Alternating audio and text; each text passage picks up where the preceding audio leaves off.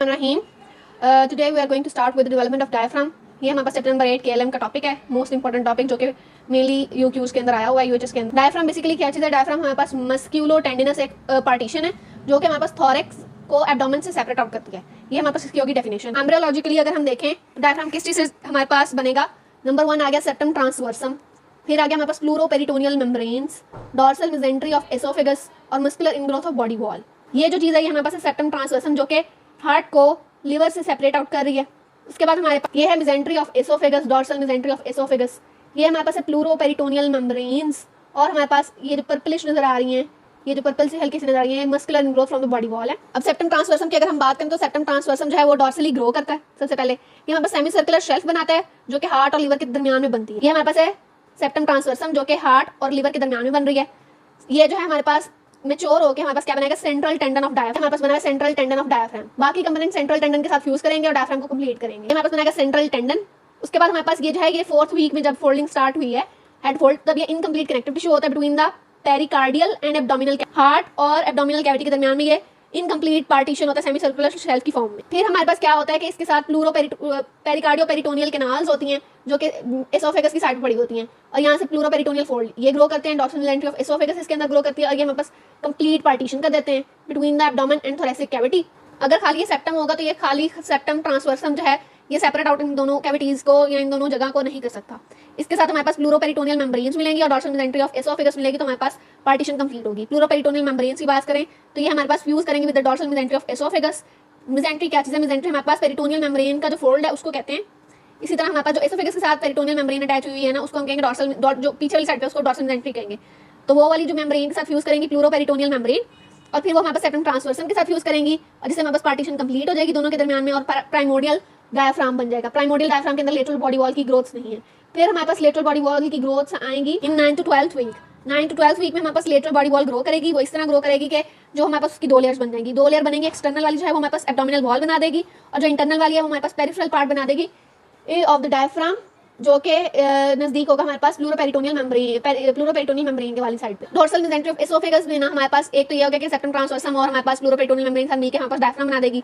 और यहाँ पे हमारे पास मायोब्लास्ट आएंगे। मायोब्लास्ट क्या करेंगे? यहाँ पे हमारे पास क्रूरा ऑफ डायफ्राम बनाएंगे। क्रूरा जो है वो लेग शेप हमारे पास ये डायफ्राम के मसल्स हैं, और ये हमारे पास अटैच हो जाएंगे पोस्टीरियर बॉडी वॉल से। मस्कुलर इनग्रोथ से एक तो हमारे पास ये बन गया पेरिफेरल पार्ट ऑफ डायफ्राम। उसके बाद हमारे पास जब मजीद लंग्स ग्रो करेंगे तो हमारे पास पेरिप्लूरल कैविटी जो है ना उसकी साइडों पे कॉस्टोडायफ्रामेटिक रिसेसेस बन जाएंगी। कॉस्टोडायफ्रामेटिक मतलब जो रिब्स के साथ जो लंग्स के दरमियान में स्पेसेस हैं वो बन जाएंगी। इसके बाद हम बात करें पोजिशनल चेंजेस की। अब ये हमारे पास नेक वाले रीजन के अंदर डायफ्राम बना था, इसने करना है डिसेंड। जब इसने डिसेंड करना है ना सेप्टम ट्रांसवर्सम ने, तो इसने 3rd to 5 सर्वाइकल सोमाइट के लेवल में बना था। रीलोकेशन ऑफ हार्ट की वजह से इसने डिसेंड किया, और हमारे पास साथ में ही अपनी नर्वेशन भी लेता आया। नर्व फाइबर भी अपने साथ लेके आएगा। वो कौन से नर्व फाइबर है? फ्रेनिक नर्व, जो कि हमारे पास C3, 4 और 5 सर्वाइकल स्पाइनल नर्व के वेंट्रल प्राइमरी रमाए हैं। इन्होंने ज्वाइन करके हमारे पास बना दिया फ्रेनिक नर्व। फ्रेनिक नर्व ने इसको मोटर सप्लाई भी दी, सेंसरी सप्लाई भी दी, और ये जो कॉस्टल वाला पोर्शन है ना एंड वाला, इसको हमारे पास इंटरकॉस्टल नर्व भी सप्लाई करे। ये हमारे पास डिसेंड क्यों हुआ? क्योंकि हमारे पास रैपिड ग्रोथ हुई डॉर्सल पार्ट ऑफ बॉडी की। डॉर्सल मतलब पीछे वाले पार्ट की रैपिड ग्रोथ की वजह से हमारे पास डायफ्राम नीचे को डिसेंड हुआ नेक से, और हमारे पास सामने आते हुए अपनी इनर्वेशन भी लेता है through phrenic nerve. Phrenic nerve जो 30 सेंटीमीटर लॉन्ग होती है एडल्ट्स में, और हमारे पास जो है ये फाइब्रस पेरिकार्डियम के ऊपर पड़ी हुई होती है, क्योंकि हमारे पास प्लूरोपेरिटोनियल मेम्ब्रेन को पास करके आ रही होती है। इसके बाद हम पोस्टरोलेटरल डिफेक्ट्स की बात करें जो कि बहुत इंपॉर्टेंट है। इसके अंदर एक है congenital diaphragmatic hernia. Congenital diaphragmatic hernia की अगर हम बात करें तो हमारे पास एब्डोमिनल कंटेंट्स थॉरेक्स के अंदर पुशअप हो जाएंगे। वो क्यों होंगे? क्योंकि हमारे पास प्लूरोपेरिटोनियल मेम्ब्रेन जो है ना, डिफेक्टिव फॉर्मेशन और fusion of pleuroperitoneal membrane with other 3 parts of diaphragm, वो बाकी 3 पार्ट से नहीं मिलेगी, जिसकी वजह से हमारे पास डायफ्राम के अंदर होल रह जाएगा। मोस्टली जो है वो पोस्टरोलेटरल साइड पे होगा। उस फोरामेन को हम फोरामेन ऑफ बुचाइल्डेक कहते हैं। वहां से हमारे पास abdominal content like intestine, stomach वगैरह अपर साइड पे हर्निएट कर जाएंगे थॉरेक्स के अंदर, और हमारे पास लंग्स और हार्ट का हाइपोप्लेजिया होगा, और कम्प्लेक्स जो है वो हमारे पास ब्रीदिंग डिफिकल्टीज आएंगी। और इसके अंदर हमारे पास जीन कौन सा इन्वॉल्व है? 15q26। 15q26 का मतलब ये है कि 15 क्रोमोसोम के शॉर्ट आर्म, क्यू का मतलब शॉर्ट आर्म के 26 पोजीशन के ऊपर हमारे पास चेंजेस आएंगी, जिसकी वजह से हमारे पास प्लूरोपेरिटोनियल मेम्ब्रेन या तो बनेगी नहीं या फ्यूज नहीं होगी बाकी 3 पार्ट्स के साथ। हमारे पास डायफ्रामेटिक हर्निया हो जाएगा, CDH congenital diaphragmatic hernia. Mainly हमारे पास लेफ्ट साइड के ऊपर होता है। लंग्स जो है वो हाइपोप्लास्टिक हो जाएंगे। इसके बाद एक और डिफेक्ट है, इसका नाम है इवेंट्रेशन ऑफ डायफ्राम। इवेंट्रेशन ऑफ डायफ्राम का मतलब ये है कि मस्कुलर जो हमारे पास डायफ्राम है वो बना है, लेकिन वो वीक मेम्ब्रेनस शीट बना दी उसने, और वो मेम्ब्रेनस शीट अब यहाँ पे तो ये देखो डायफ्राम यहाँ पे बना ही नहीं है, जिसकी वजह से यहाँ पे एब्डोमिनल कंटेंट्स आ गए। यहाँ पे डायफ्राम बना है और डायफ्राम वीक बना है, जिसकी वजह से हमारे पास इस साइड में प्रेशर ज्यादा होने की वजह से कंटेंट्स जो है वो थॉरेक्स में जा रहे हैं अलॉन्ग विद द डायफ्राम। इसको हम डायफ्रामेटिक पाउच कहेंगे, इवेंट्रेशन ऑफ डायफ्राम। इसकी भी क्लिनिकल मैनिफेस्टेशन हमारे पास कंजेनिटल डायफ्रामेटिक हर्निया जैसी हो सकती है।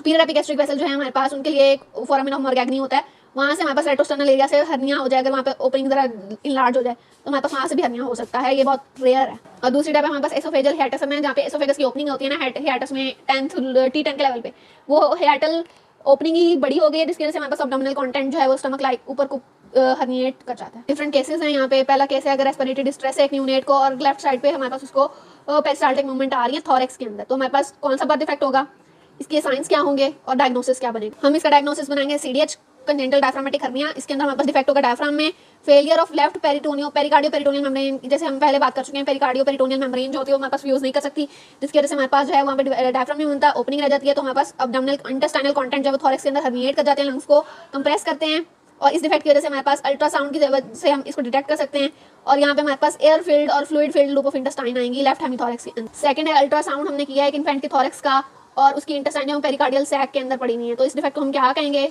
और हमारे पास इसके एम्ब्रियोलॉजिकल बेसिस क्या है।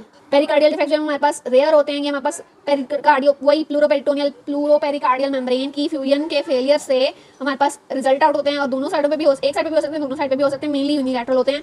इसके अंदर हार्ट जो है वो डिस्प्लेस हो जाएगा superior part of peritoneal cavity के अंदर। थर्ड सिनेरियो फिर से CDH का, ये CDH जो है वो हमारे पास 1 ऑफ 22,000 बर्थ के अंदर होता है। ये न्यूनेट को जब हम डायग्नोज करते हैं तो हमारे पास पोजीशन एब्डोमिनल विसरास, अब इसको खत्म कैसे करना है कि हमने एब्डोमिनल विसरास को पहले नीचे लेके आना है, फिर नीचे मतलब उनको वापस रिड्यूस हर्निया को रिड्यूस करने की कोशिश करनी है, और फिर उसके बाद हमने डायफ्रामेटिक डिफेक्ट को क्लोज कर देना है with the help of surgery.